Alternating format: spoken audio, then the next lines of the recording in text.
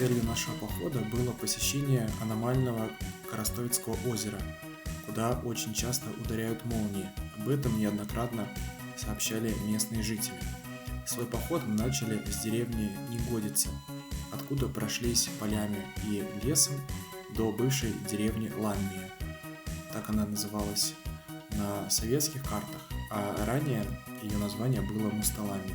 Затем мы посетили саму деревню Коростовицы, вышли к озеру, переночевали там и на следующий день через леса и болота вышли к поселку Систа и Сашино, где увидели интересные мельницы и бывшие усадебные дома. Обо всем по порядку подробнее я буду рассказывать по ходу видео.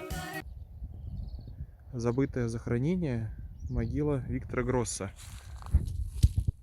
Погиб по одной версии в 1942 году, по другой версии в 1941. Очень живописное место, рядом с деревьями, и птицы гнезда вьют, как в песне.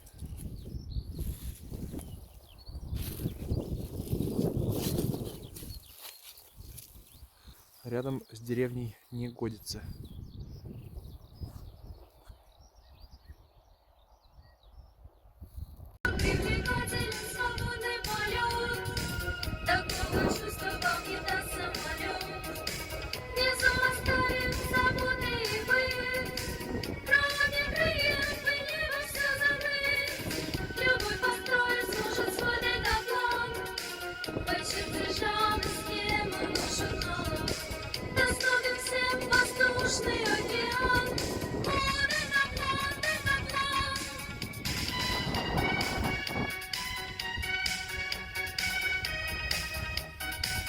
Деревня Мусталамми упоминается на старых картах еще в XVIII веке.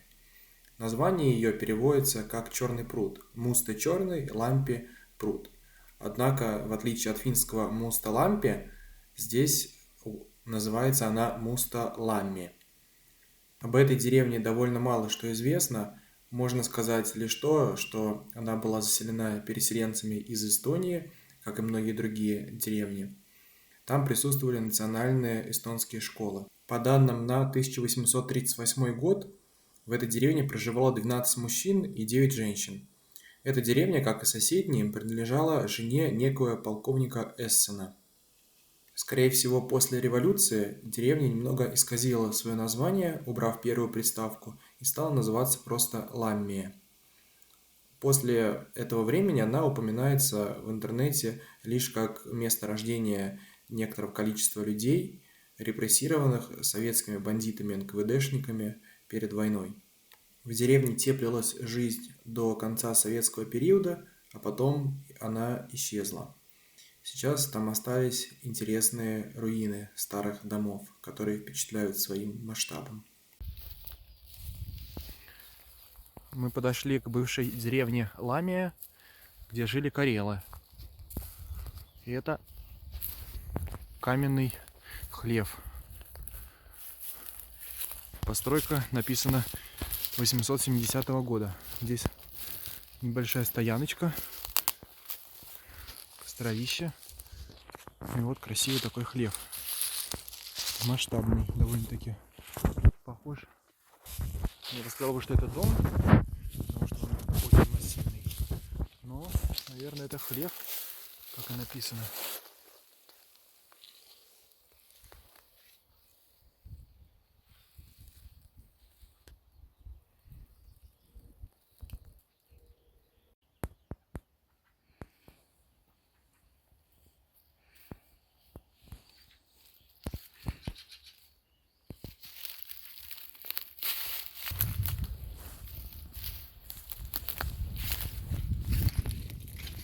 Можно посмотреть, как строили. Очень интересно. Подгоняли разные, вот, клали небольшие камни, потом раствор и уже клали камни побольше.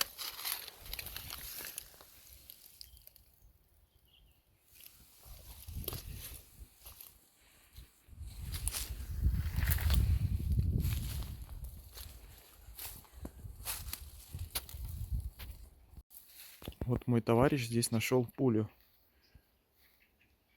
Советская она, наверняка времен войны.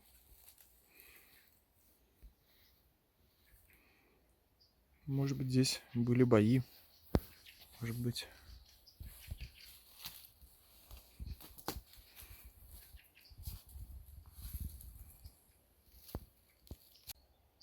Вот еще одна руина, фундамент чего-то.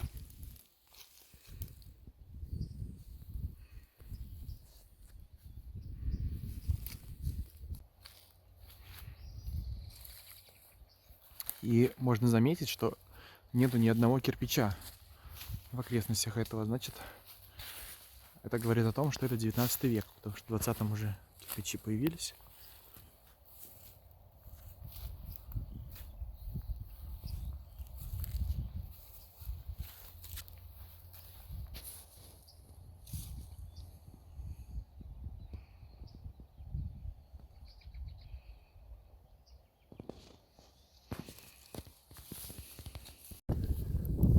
Такой красивый валун мы нашли рядом с заросшим прудом.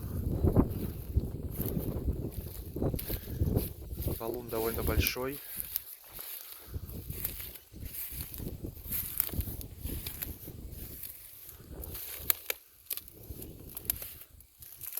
С южной стороны от мха почти очищен, а вот с северной, или это западная сторона, почти не очищен.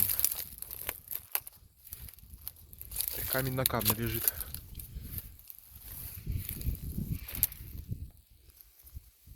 Которой не нужен парашют, он собирается за несколько минут. Радость красок и стремительный вид, с тоской полета в себе он таит. Зиму и летом популярен планеризм, он гарантирует насыщенную жизнь. Заняться можно дельтапланом с ранних лет, он не сложнее, чем велосипед.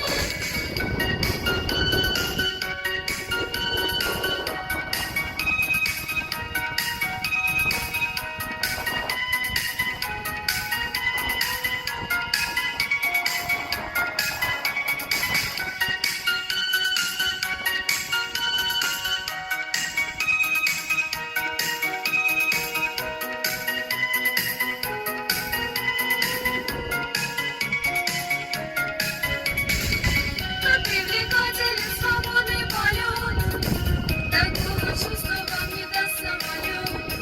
Внизу оставит свободы и поэт, кроме крыльев и неба все забыть.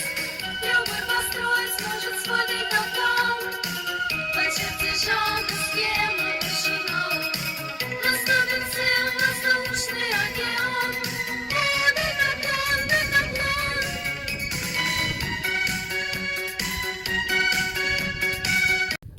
Вот мы перешли через поле, подходим к развалинам дома, хутора, ну, точнее деревни Ламия.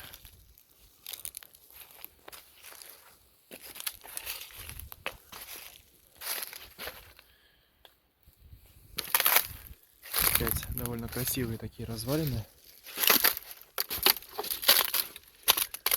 Большие камни.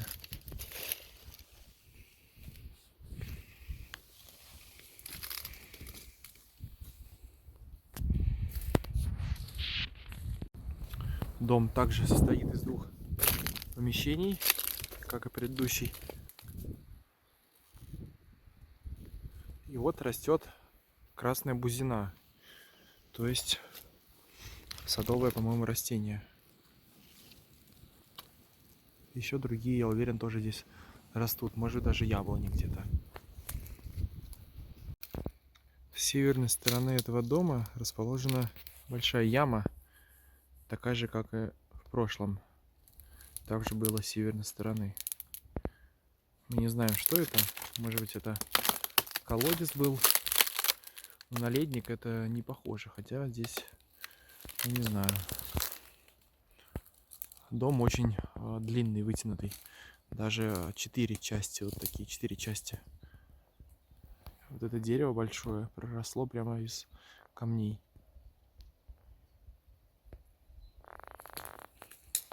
Вокруг очень много борщевика. Летом сюда не ходить.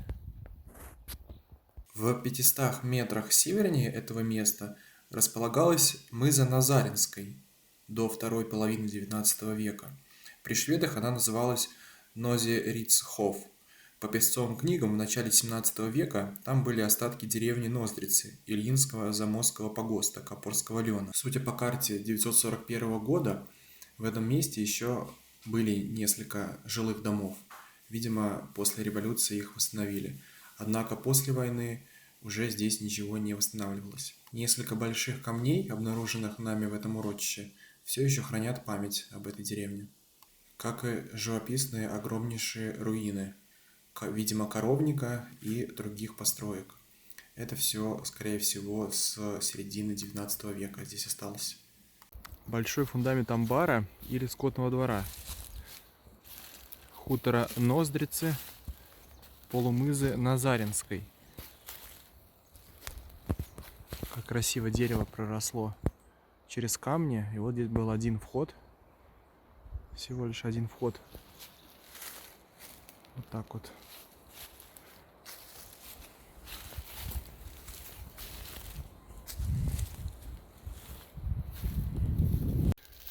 Рядом с амбаром находится ледник старинный. Вот это вот, видимо, было основание, деревянная крыша, и вот низ ледника. Очень старый, интересный ледник. Погреб. Рядом с амбаром. Совсем небольшой фундамент из необтесанных булыжников. Судя по карте, это должен быть скотник этого хутора полумызы Назаринской. Совсем практически зарос. Приятный запах только от ветреницы, от растений, цветочков. Такой фундамент. Очень красиво чувствуется весна, когда ты смотришь в лесу, и желтые цветочки, и белые ветреница, и даже красные съедобные грибы. Как они, напомню, называются? Саркасцифа. Саркасцифа. Еще второе название есть — эльфовый чаш. Эльфовые чаши. И вот такие фиолетовые цветочки. Просто красота.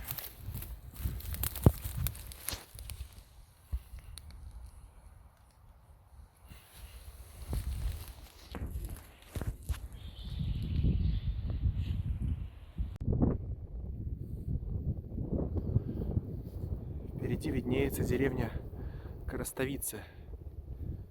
Правильно, наверное, Коростовица. Но мне более приятно название Коростовицы. Напорная башня и другие. Несколько дачных домиков, и здесь заброшенные советские есть скотники вроде бы.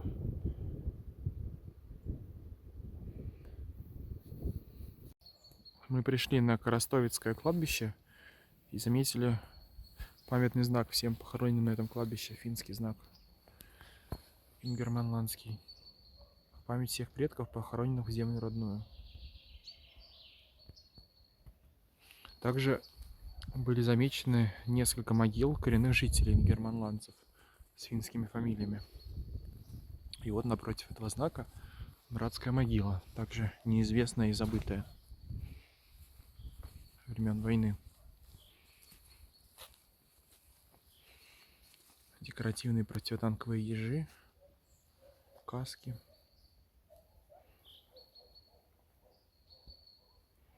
Главной целью нашего похода было посещение аномального Коростовицкого озера.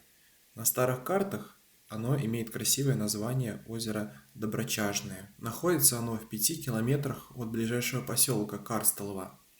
Из озера вытекает речка Теплушка, которая потом превращается в речку Систа. Берега озера не были заселены, однако в 2 километрах к западу раньше находился некий полумызок Карловского или Карловского. Также отдельные дворы, некоторые, видимо, небольшие крестьянские дома стояли примерно в километре к югу от этого озера. Они как раз замечены на карте 1941 года. Первое упоминание об аномальности озера датируется 1885 годом. Его можно найти в книге об историко-статистических сведений о Санкт-Петербургской епархии. Там пишут, что крестьяне говорят об этом озере, что в нем вымерла рыба, оглушенная громом. По сообщениям местных жителей нынешнего времени, в грозу находиться на озере очень страшно, так как молнии бьют в него и в берег практически непрерывно. Также они пытались запустить в это озеро щуку, но она погибла, видимо, также из-за грозы. В этом озере живут медицинские пиявки, которые очень нужны местным, и они просят их принести. Я думаю, что эта аномалия природная и никак не связана с чем-то потусторонним. Согласно OpenTopoMap, открытой топокарте, озеро находится на высоте 160 метров над уровнем моря, тогда как окрестные озера максимум имеют 150 метров высоты. Например, соседние болотные озера, которые расположены севернее этого озера, а также Теглицкое и Заозерское озера, которые расположены в 12 километрах от этого озера. Они все максимум на 150-метровой высоте, а это озеро между 150 и 160 метров. Как можно сделать вывод из карт, озеро находится на самом краю болота, а молнии любят бить в болото, то бишь на открытые участки и высокие. Ну и оно имеет немного большую высоту, нежели болото. То есть это единственное озеро на Ижорской возвышенности, которое находится выше других водоемов. Дорога на Коростовицкое озеро. Мы сейчас идем по ней. Довольно хорошая, отличная для пешеходов. Встречаются повальные деревья, но завалов нет. Для велосипедистов, в принципе, ничего. Ну и для очень подготовленной колесной техники может подойти. Или для квадроциклов. Сейчас видели, что следы квадроцикла, но они вроде как старые. Вокруг превосходный еловый лес. Я бы даже сказал, сказочный лес еловый на Ижорской возвышенности. Чуть дальше мы обнаружили старый валяющийся трос. Потом поняли почему. Потому что впереди вот такая вот дорога. Кто-то кого-то вытаскивал. Так что на машинах сюда однозначно не суваться. Далее дорога идет через торфяное сосновое болото. Пешком без проблем.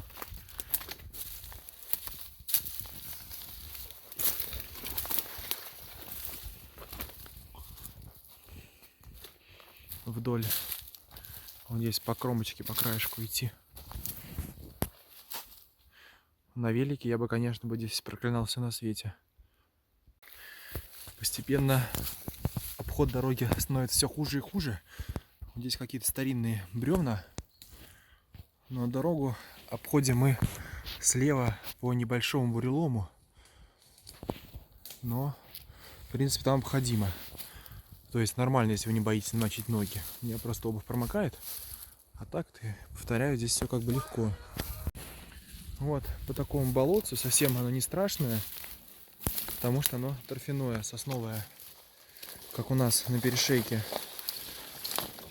Но ноги можно намочить.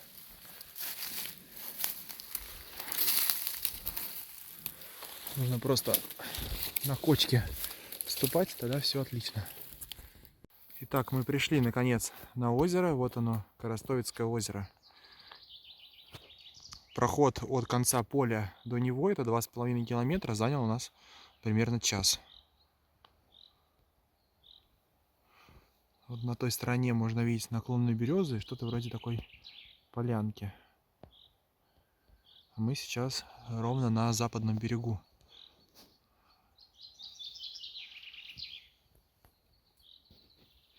Вот здесь на северном берегу одни болота и мертвый лес, елки, сюда не пройти.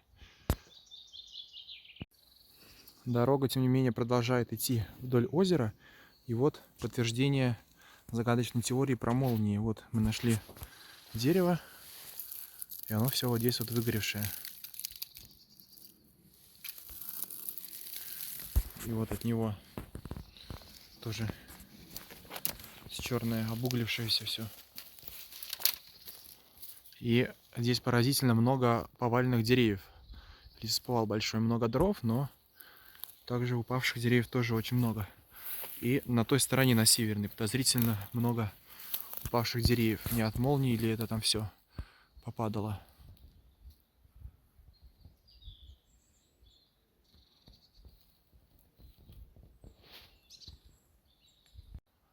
Итак, мы пришли на стоянку на юго-западной стороне, как и было написано. Озеро окружает большой поваленный лес. Вот здесь также у берега можно видеть обгоревшую елку. Вот стояночка, бревна. Видно, что здесь давно не разжигали, но хотя, может, с прошлого года. Вот небольшое место палатки, оно даже не очень ровное, я бы сказал бы. И оно открытое.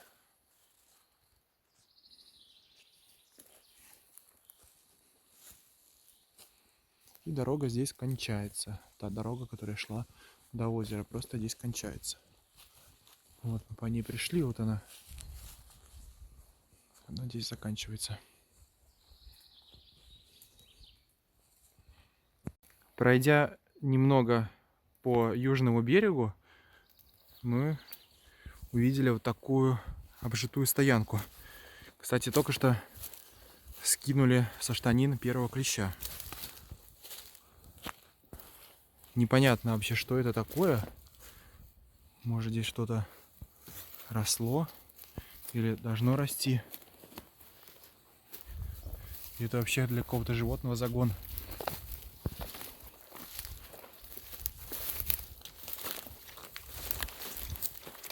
Вот такая стояночка. Вторая на Коростовицком озере. Вот и тропинка. Здесь дольше не разводили костер, чем на той.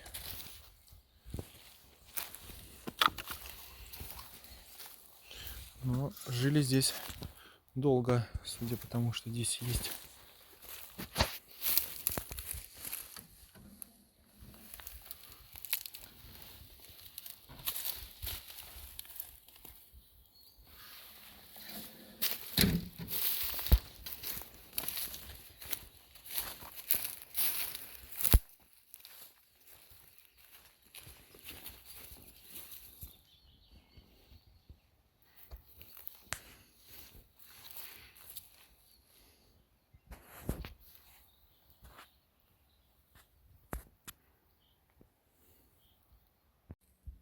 Сняв второго клеща, мы пошли с загаженной стоянки обратно, и вот увидели елку, и на ней сзади черное такое пятно, все в гаре. Если руку подсунуть, вот так вот сделать, то я загрязнюсь. Значит, это уголь. Короче, сюда, видимо, что-то попало. Молния, не молния, и дерево, видно, что оно плакало. Вот смола.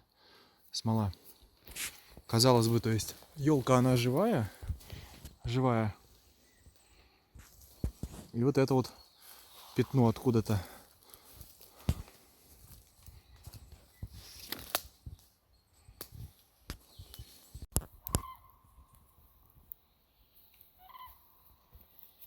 Стая лебедей улетела, пролетела над озером. А мы поставили палатки, развели костер и готовим себе ужин.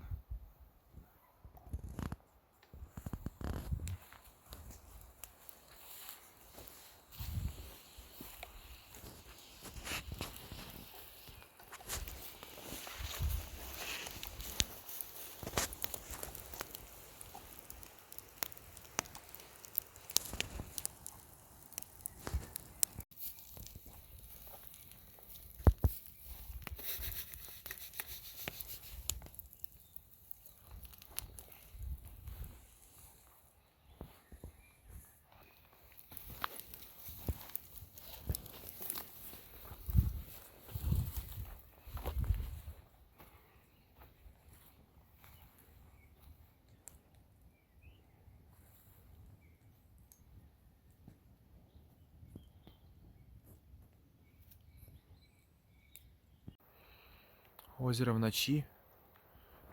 Только лягушка медленно плывет.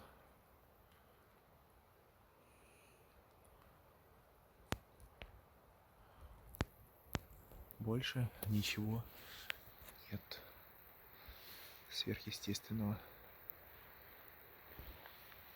Идет небольшой дождик.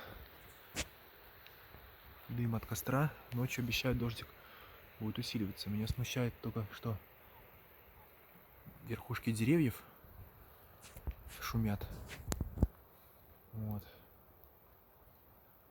Как бы они не упали. Но думаю, что все будет нормально. Это просто паранойя.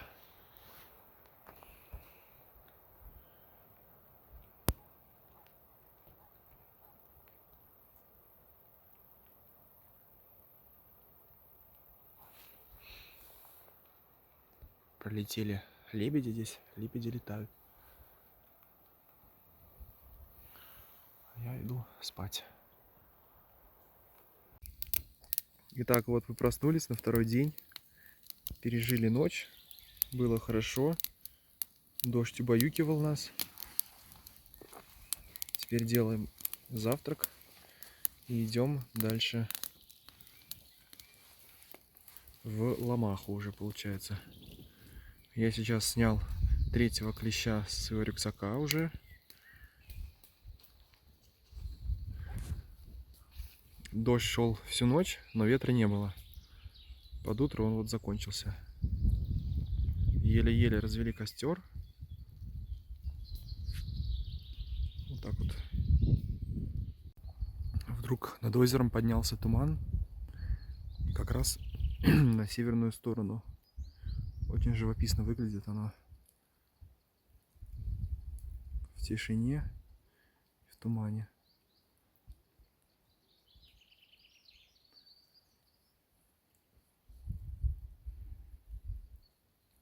Но, кстати, здесь летают самолеты. Слышно, как они летали. Вчера было слышно вечером и ночью.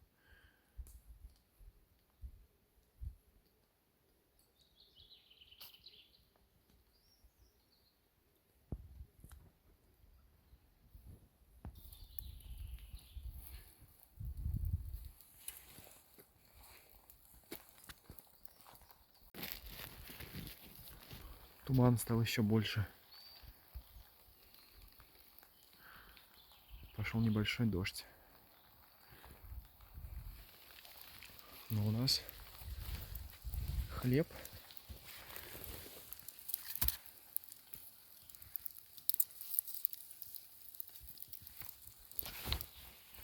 И греча.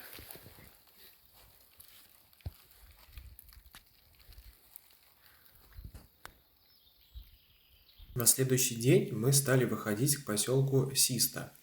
Несмотря на то, что на старых картах до туда были дороги, но эти карты были довоенными. Поэтому после некоторого блуждания по лесу мы все-таки вышли на старую дорогу, но она была лесовозной. Кстати, когда мы шли, мы видели ответвление какой-то еще более старой дороги. Возможно, это и была довоенная. В поселке Систа также было 2 водяных мельницы. Первое их нанесение на карту датируется 1843 годом. Мельницы обозначались звездочками. В 1941 году на карте была уже только 1 звездочка. Однако также ясно были видны 2 разлива реки. К сожалению, во время нашего перехода мы не владели всей этой информацией, и поэтому прошли через поселок, не посещая мельницы. Надо сюда вернуться как-нибудь в следующий раз, заодно посетить и полумызу Карловского. Через полкилометра мы вышли к 2 еще очень интересным поселкам – Сашино и Порошки. Эти поселки уникальны тем, что там сохранилось 2 усадебных дома и 2 мельницы, видимо, принадлежащие каждая своему поместью. История возникновения усадьбы Сашино, а потом уже и поселка, связана с жизнью молодоженов Дарьи Ивановны и Александра Андреевича Жандра. Александр Жандр родился в 1776 году. Был сыном санкт-петербургского обер-полицмейстера Андрея Жандра. В будущем он стал офицером лейб-гвардии конного полка. Награжден орденом Святого Владимира золотой шпагой за храбрость. Также был участником войны 1812 года. Дарья Ивановна, урожденная Альбрехт, родилась в 1784 году в семье полковника. В 1812 году у молодоженов родился сын Саша, а в 1817 году родители невесты подарили молодоженам деревню Унатицы. А кому же изначально принадлежали эти земли? Оказывается, деревня Унатицы, как и другие, входящие в общее село Радчина, принадлежали Алексею Кирилловичу Разумовскому, который в 1805 году продал свое поместье по частям, и одна часть досталась родителям невесты. В километре восточнее этой деревни, на берегу реки Систы, супруги построили новую свою усадьбу, назвав ее в честь сына, Сашина. Александр Жандр-старший продолжил нести службу и в 1830 году погиб в Польше, в Варшаве, во дворце Бельведер, когда защищал великого князя Константина Павловича от польского восстания. Заговорщики по ошибке приняли его за князя и закололи его штыками.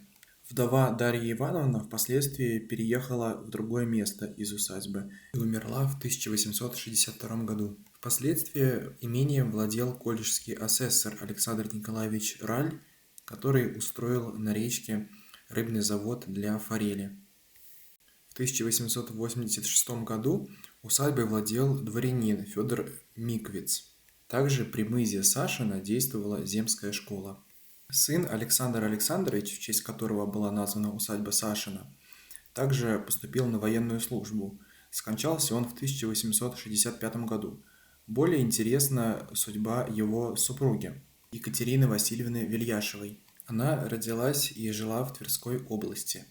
В 1829 году ее кузен Алексей Вульф вместе со своим другом Александром Сергеевичем Пушкиным посетили ее в имении Старицы в той же Тверской области. Под впечатлением от красоты 16-летней девушки Пушкин написал о ней даже стихотворение, навеки увековечив память о ней. У Екатерины и у Александра Александровича Жандр была одна дочка, Варвара, но она не оставила после себя потомства, и таким образом род Жандров прервался. На месте усадьбы мы сейчас обнаружили группу нескольких зданий, которые сделаны под старину. Скорее всего, их восстановили на старом месте, либо здесь есть какие-то старые детали, сохранившиеся с того древнего времени. Также интересен тот факт, что на картах конца 90-х годов эти места обозначены как развалины. Возможно, тут были развалины усадьбы, а потом ее стали восстанавливать, чем и обусловлен ее нынешний, теперешний хороший вид. К концу нашего похода мы подходим к бывшей мельнице усадьбы Сашина. Большая, красивая мельница на реке Систе. Красота.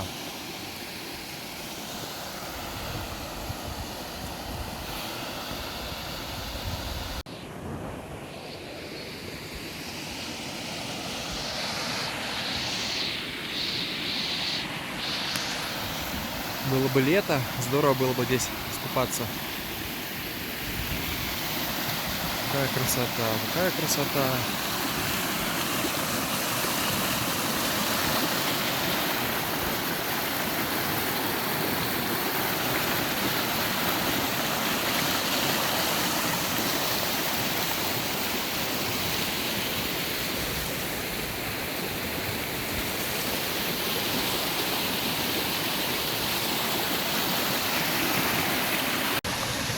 А вот и еще ее часть, вторая. Поднявшись по тропинке, вот можно лицезреть красоту такую.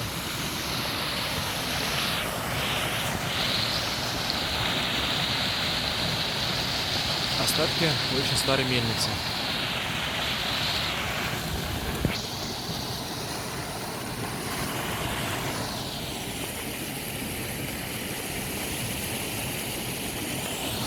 Вот здесь красиво, интересно сложены старинные камни. Вот так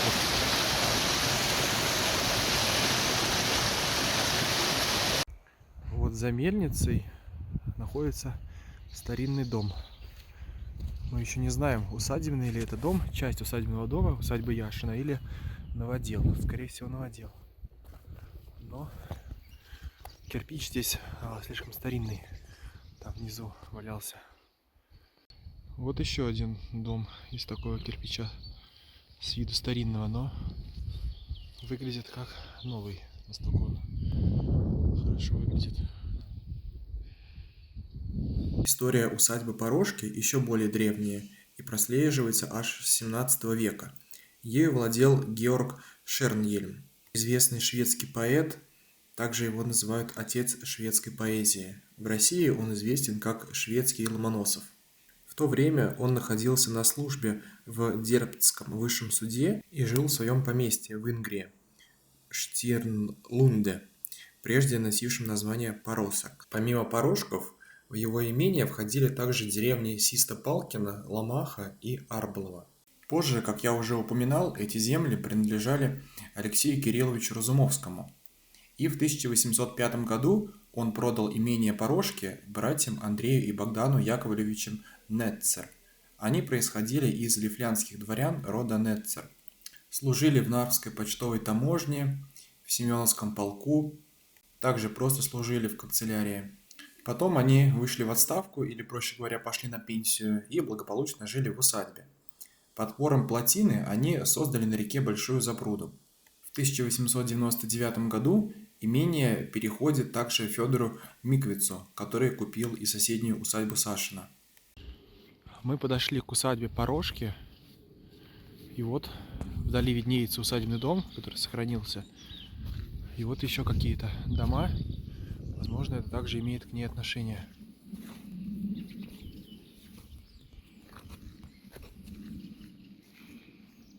Да, выглядит старинно.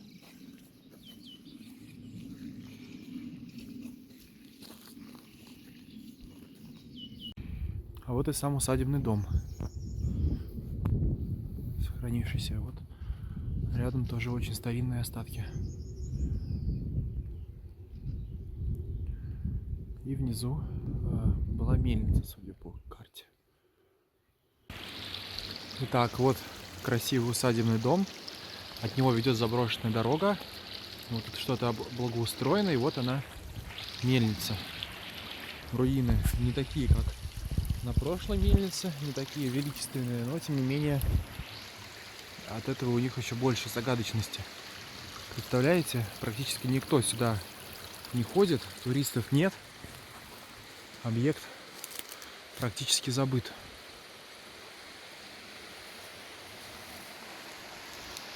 Из известняка сделано вот это вот.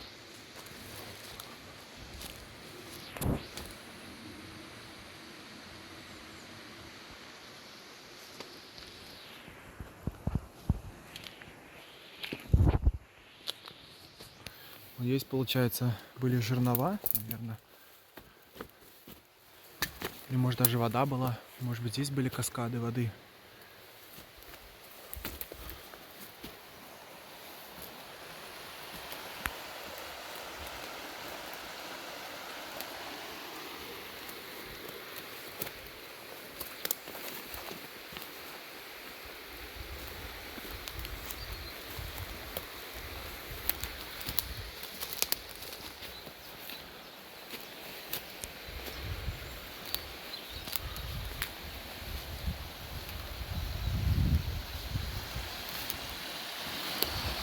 Вот с той стороны тоже виднеются, да, все обвалованные, заросшие землей остатки. И вот небольшая плотина, очень красивая. Небольшие пороги.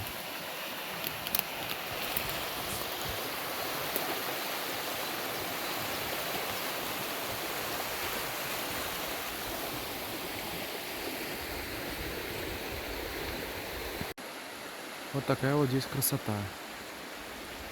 Как же приятно здесь летом окунуться в воду.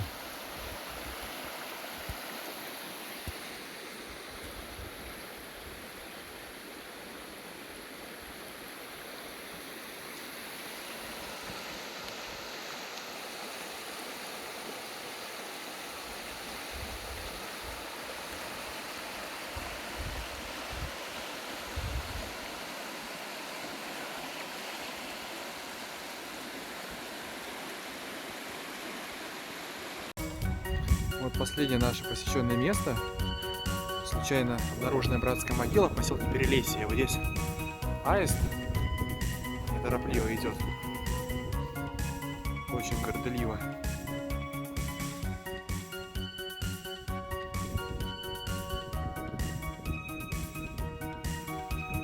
Там у него гнездо или у его собрата.